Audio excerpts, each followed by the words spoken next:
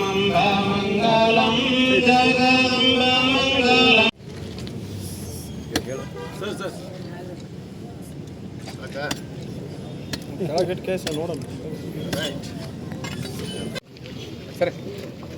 ಜೈ ಮಂಗಲಂ ಜೈ ನಮಃ.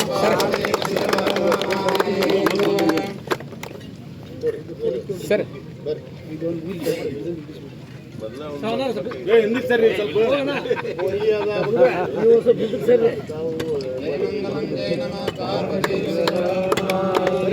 ಹಲವಾರು ಜನ ಬಹಳಷ್ಟು ಕುಟುಂಬಗಳು ಇವತ್ತು ಅನಾಹುತದಲ್ಲಿ ತಮ್ಮ ಜೀವನ ಕಳ್ಕೊಂಡಂಥವ್ರು. ಯಾಕಂದರೆ ಈ ಕಡೆ ನಮ್ಮ ನಂದನೂರು ಇರ್ಬೋದು, ಹೂನೂರು ಇರ್ಬೋದು, ಈ ಭಾಗದ ಜನ ಒಟ್ಟಾರೆ ಭಾಳಷ್ಟು ಜನ ಇಲ್ಲಿ ಸಂಚಾರ ಮಾಡುವಂಥ ಸಂದರ್ಭದಲ್ಲಿ ಅನೇಕ ಜನ ತಮ್ಮ ಜೀವವನ್ನು ಕಳ್ಕೊಂಡಂಥವ್ರು ಇದ್ದಾರೆ. ಅದೇ ಒಂದು ಉದ್ದೇಶವನ್ನು ಇಟ್ಕೊಂಡು ಇವತ್ತು ಅದು ಎಲ್ಲ ಆಗಬಾರ್ದು, ಪದೇ ಪದೇ ಜೀವಹಾನಿಗಳು ಕೂಡ. ಯಾಕಂದರೆ ಸಹಜವಾಗಿ ರಾಷ್ಟ್ರೀಯ ಹೆದ್ದಾರಿ ಅಂದರೆ ಅದು ಭಾಳಷ್ಟು ಗಾಡಿಗಳು. ಯಾಕಂದರೆ ಇದು ಪುನಃ ಬಾಂಬೆ ರೋಡು, ಪುನಃ ಬೆಂಗಳೂರು ರೋಡು. ಅದಕ್ಕೆ ಅದು ಸುಗಮವಾಗಿ ಸಾಗಬೇಕು ಅನ್ನೋ ಉದ್ದೇಶದಿಂದ ಇವತ್ತು ನಾವೆಲ್ಲ ಪ್ರಯತ್ನವನ್ನು ಮಾಡಿ ಈ ಒಂದು ಕಾಮಗಾರಿಯನ್ನು ಪ್ರಾರಂಭಗೊಳಿಸ್ತಾ ಇದ್ದೀವಿ. ಅದಕ್ಕೆ ಭಾಳ ಮುಖ್ಯವಾಗಿ ನಮ್ಮ ಸಂಸದರು ಹೇಳಿದ ಹಾಗೆ ತಮ್ಮೆಲ್ಲರ ಸಹಕಾರ ಭಾಳ ಅಗತ್ಯ.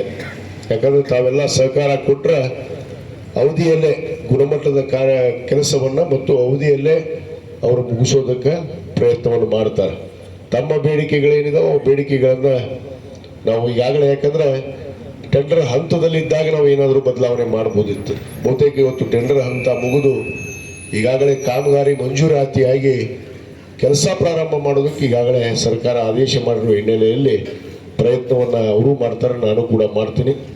ತಾವು ಇದಕ್ಕೆ ಸಹಕಾರಾತ್ಮಕವಾಗಿ ತಾವೆಲ್ಲ ಈ ಕಾಮಗಾರಿಯನ್ನು ಒಂದು ಶೀಘ್ರದಲ್ಲೇ ಬೇಗನೆ ಮುಗಿಯೋದಕ್ಕೆ ತಾವೆಲ್ಲ ಸಹಕಾರ ನೀಡಬೇಕು ಅಂಥೇಳಿ ನಾನು ಕೂಡ ಮನವಿಯನ್ನು ಮಾಡಿಕೊಂಡು ಇವತ್ತು ನಾನು ಹಲವಾರು ಬಾರಿ ನಮ್ಮ ಸಂಸದರಿಗೆ ಒಂದು ಮನವಿಯನ್ನು ಮಾಡ್ಕೊತಾ ಇರ್ತೀನಿ.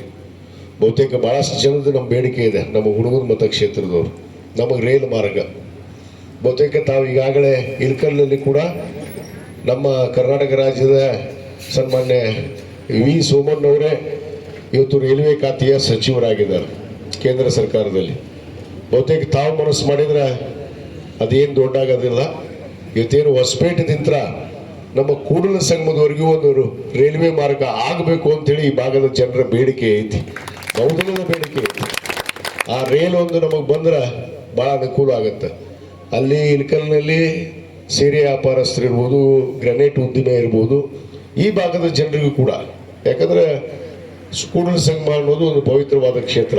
ನಾವು ಆ ಭೂಮಿಯಲ್ಲಿ ನಾನು ಹಿಂದೆ ಮಾನ್ಯ ಮುಖ್ಯಮಂತ್ರಿಗಳಂತ ಸನ್ಮಾನ್ಯ ಸಿದ್ದರಾಮಯ್ಯನವ್ರ ಹತ್ರ ಒಂದು ಕಿರು ವಿಮಾನ ನಿಲ್ದಾಣ ಮಾಡಬೇಕು ಅಂತೇಳಿ ನಾನು ಬೇಡಿಕೆಯನ್ನು ಇಟ್ಟಿದ್ದೆ. ಈಗಾಗಲೇ ನಮ್ಮ ವಿಜಾಪುರಕ್ಕೆ ಒಂದು ವಿಮಾನದ ನಿಲ್ದಾಣ ಈಗಾಗಲೇ ಆಗಿದೆ. ಅದಕ್ಕೆ ತಾವು ಕೂಡ ಇದಕ್ಕೆ ಸ್ವಲ್ಪ ಹೆಚ್ಚಿನ ಒತ್ತನ್ನು ಕೊಟ್ಟರೆ ಭೂಮಿಯನ್ನು ನಾವು ಪ್ರಾಧಿಕಾರದಲ್ಲೇ ಐತಿ, ನಮ್ಮ ಹಂತದಲ್ಲೇ ಇದೆ.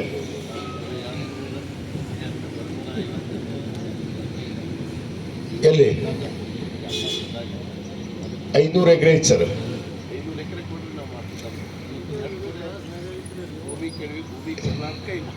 ಅಲ್ಲ, ನಾ ಭೂಮಿ ಕೊಡಿಸ್ತೀನಿ ಸರ್, ನಾನು ಭೂಮಿ ಕೊಡಿಸ್ತೀನಿ. ನೀವು ಕೇಂದ್ರ ಸರ್ಕಾರದಿಂದ ನಮಗೆ ಮಂಜೂರಾತಿ ಮಾಡಿಸ್ಕೊಡ್ರಿ ಸಾಕು, ವಿಮಾನ ನಿಲ್ದಾಣ ಮಾಡಿಸ್ತೀನಿ.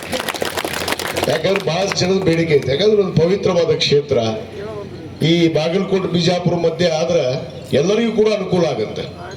ಅದಕ್ಕೆ ರೈಲ್ ಮಾರ್ಗ, ಒಂದು ವಿಮಾನ ನಿಲ್ದಾಣ, ಕಿರು ವಿಮಾನ ನಿಲ್ದಾಣ ಮಾಡಿಸ್ರಿ. ದೊಡ್ಡದು ಬೇಡ, ನಮ್ಗೆ ಇಂಟರ್ನ್ಯಾಷನಲ್ ಬೇಡ, ಸಣ್ಣದು ವಿಮಾನ ನಿಲ್ದಾಣ ಮಾಡಿದ್ರು ಸಾಕು.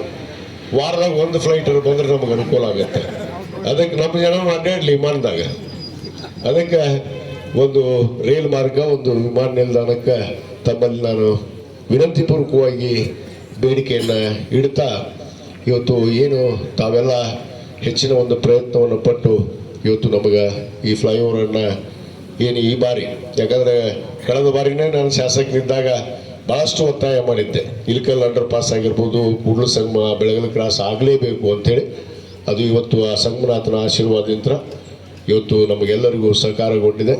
ನಾನು ಈ ವೇದಿಕೆ ಪರವಾಗಿ ನಾನು ವಿಶೇಷವಾಗಿ ನಮ್ಮ ಬಾಗಲಕೋಟೆ ಜಿಲ್ಲಾ ಸಂಸದರಾದಂಥ PC ಗದ್ದಿಗೌಡರು ಸಾಹೇಬರಿಗೆ ತಮ್ಮೆಲ್ಲರ ಪರವಾಗಿ ನಾನು ಅಭಿನಂದನೆಯನ್ನು ಸಲ್ಲಿಸ್ತೀನಿ. ಅವರ ಒಂದು ಹೆಚ್ಚಿನ ಪ್ರಯತ್ನದಿಂದ ಆಗಿದೆ. ಯಾಕಂದ್ರೆ ಯಾರು ಪ್ರಯತ್ನ ಮಾಡ್ಯಾರ ಅವ್ರು ಮಾಡ್ಯಾರ ಅಂತ ಹೇಳ್ಬೇಕಂತ.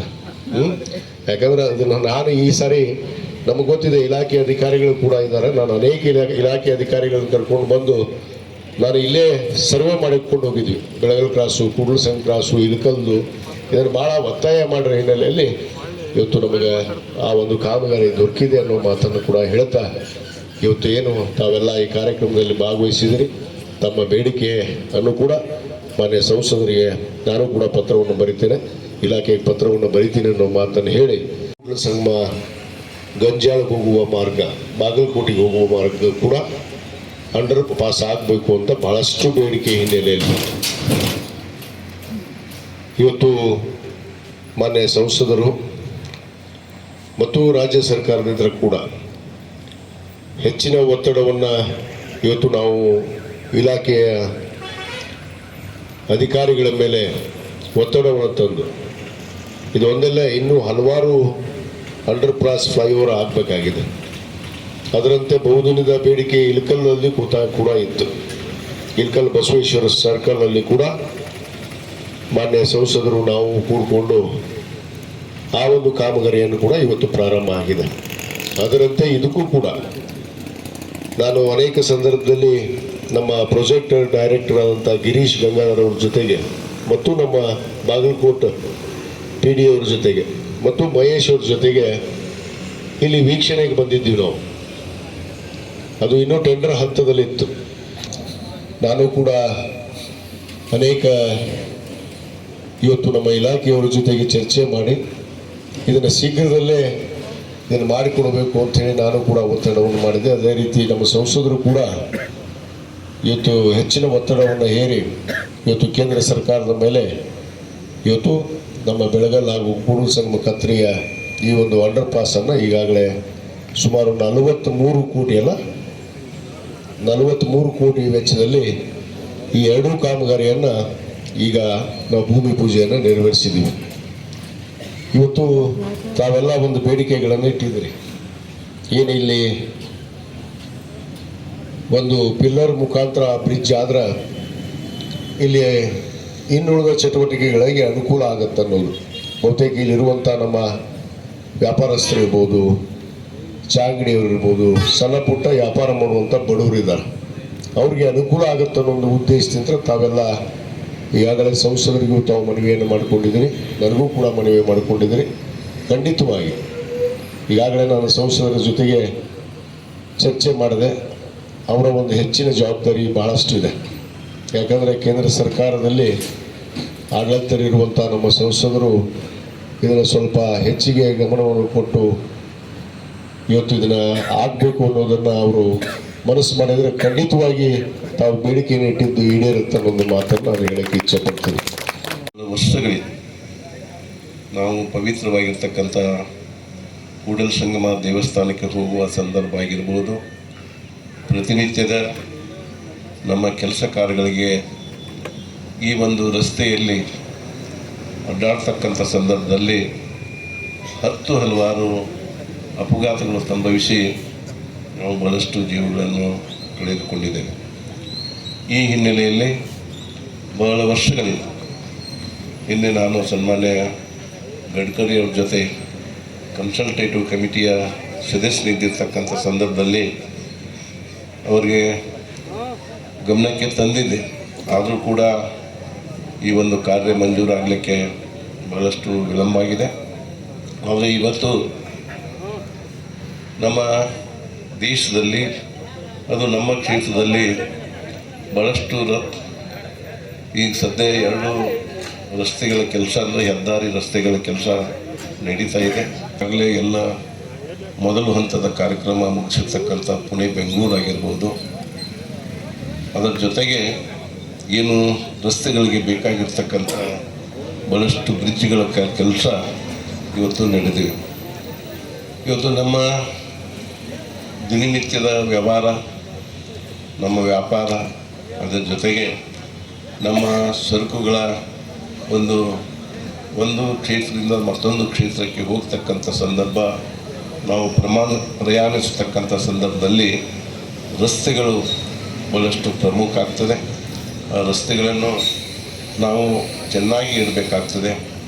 ಒಂದು ಇರದೇ ಹೋದರೆ ನಮಗೆ ದಿನನಿತ್ಯದ ಕೆಲಸ ಕಾರ್ಯಗಳಲ್ಲೂ ಕೂಡ ತೊಂದರೆ ಆಗ್ತದೆ. ಅಂಥ ಕೆಲಸವನ್ನು ಇವತ್ತು ಭಾರತ ಸರ್ಕಾರ ಸನ್ಮಾನ್ಯ ನರೇಂದ್ರ ಮೋದಿರವರ ಒಂದು ನೇತೃತ್ವದಲ್ಲಿ ಹೆಚ್ಚು ಕೆಲಸವನ್ನು ಮಾಡ್ತಿದೆ ಅಂತ ಹೇಳಿದರೆ ತಪ್ಪಾಗಲಾರದು. ಇವರು ನಮ್ಮ ಹಿರಿಯರು ಇವತ್ತು ಬಹಳ ವರ್ಷಗಳಿಂದ ಈ ಒಂದು ಬ್ರಿಡ್ಜ್ ಆಗಬೇಕು, ಅಂಡರ್ ಪಾಸ್ ಆಗಬೇಕು ಅನ್ನುವ ಒಂದು ಕನಸನ್ನು ಕಂಡಿದ್ದರು. ಯಾಕಂತ ಹೇಳಿದ್ರೆ ಇವತ್ತು ಹುಬ್ಬಳ್ಳಿ ಬಿಜಾಪುರ ರಸ್ತೆ ಅಲ್ಲಿ ಜಾಸ್ತಿ ವಾಹನಗಳು ಓಡಾಡೋದಿಲ್ಲ. ಸೋಲಾಪುರ ಬಿಜಾಪುರದಿಂದ ಬರ್ತಕ್ಕಂಥ ಎಲ್ಲ ವಾಹನಗಳು ಇವತ್ತು ಈ ಒಂದು ಇಳಕಲ್ ಹುಣಗುಂದ ಮೇಲೆ ಹೋಗೋದ್ರಿಂದ ಇವತ್ತು ನಮಗೆ ತೊಂದರೆಯಾಗಿದ್ದನ್ನು ನಾವೆಲ್ಲ ಗಮನಿಸಿದ್ದೇವೆ.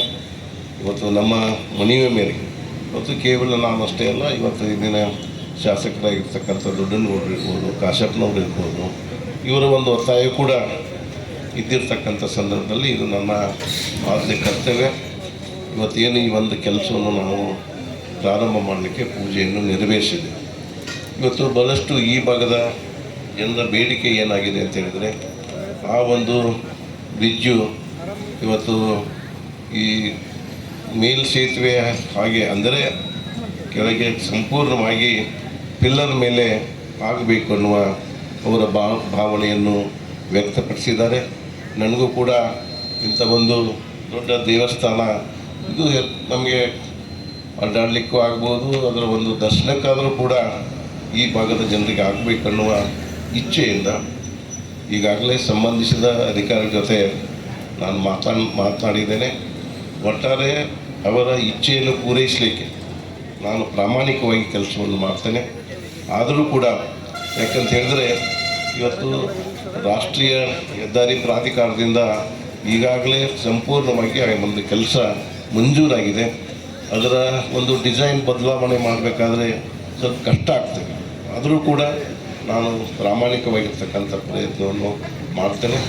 ಈ ಒಂದು ಸಂದರ್ಭದಲ್ಲಿ ಶಾಸಕರ ಸರ್ಕಾರ ಇದ್ದೇ ಇರ್ತಿದೆ. ಇವತ್ತು ಈ ಭಾಗದ ಜನರ ಇವತ್ತು ಈ ಒಂದು ಬ್ರಿಡ್ಜ್ ಆಗಿರ್ಬೋದು, ಇವತ್ತು ಬೆಳಗಲ್ ಮುಂದೆ ಆಗಿರ್ತಕ್ಕಂಥ ಬ್ರಿಡ್ಜ್ ಆಗಿರ್ಬೋದು, ಬಹುಶಃ ಈ ಹೆದ್ದಾರಿಯಲ್ಲಿ ಸಾಕಷ್ಟು ಬ್ರಿಡ್ಜ್ಗಳನ್ನು ನಾವು ಮಾಡಿದ್ದೇವೆ. ಇನ್ನೂ ದಣ್ಣೂರ ಹತ್ರ ಒಂದು ಮಾಡಬೇಕನ್ನೋ ಒಂದು ಬೇಡಿಕೆ ಭಾಳಷ್ಟು ಜನರದಿದೆ. ಅದಕ್ಕೂ ಕೂಡ ಈಗಾಗಲೇ ನಾನು ಪತ್ರವನ್ನು ಕೊಟ್ಟಿದ್ದೇನೆ. ಇವತ್ತು ಮೊನ್ನೆನೇ ಬಜೆಟ್ ಪಾಸ್ ಆಗಿರೋದ್ರಿಂದ ಇವತ್ತು ಮುಂದಿನ ದಿನಮಾನಗಳಲ್ಲಿ ಆ ಕೆಲಸ ಕಾರ್ಯವನ್ನು ಮಾಡಲಿಕ್ಕೆ ಪ್ರಾಮಾಣಿಕವಾಗಿ ಒಂದು ಪ್ರಯತ್ನವನ್ನು ಮಾಡ್ತೇನೆ. ಈ ಕೆಲಸ ನಡೆದಿರ್ತಕ್ಕಂಥ ಸಂದರ್ಭದಲ್ಲಿ ನಿಮ್ಮೆಲ್ಲರ ಒಂದು ಸಹಕಾರ ಭಾಳಷ್ಟು ಬೇಕಾಗ್ತದೆ. ಇವತ್ತು ನಮಗೆ ಭಾವನೆಗಳು ಎಷ್ಟೇ ಇದ್ದರೂ ಕೂಡ ನಮಗೆ ಪ್ರಾಣ ಮುಖ್ಯ ಆಗ್ತದೆ. ಯಾಕಂತ ಹೇಳಿದ್ರೆ ನಾವು ಎಷ್ಟು ಬೇಗ ಇವತ್ತು ಕೆಲಸ ಮಾಡ್ತೇವೆ ಅಷ್ಟು ಒಂದು ಅನುಕೂಲ, ಅಷ್ಟು ಒಂದು ತೊಂದರೆಯನ್ನು ತಪ್ಪಿಸಲಿಕ್ಕೆ ನಮಗೆಲ್ಲ ಶಕ್ಯ ಆಗ್ತದೆ. ಆ ಒಂದು ಸಂದರ್ಭದಲ್ಲಿ ಈ ಭಾಗದ ನಮ್ಮೆಲ್ಲ ಒಂದು ರೈತರ ಜನರ ಒಂದು ಸಹಾಯ ಸಹಕಾರ ಬೇಕಾಗ್ತದೆ.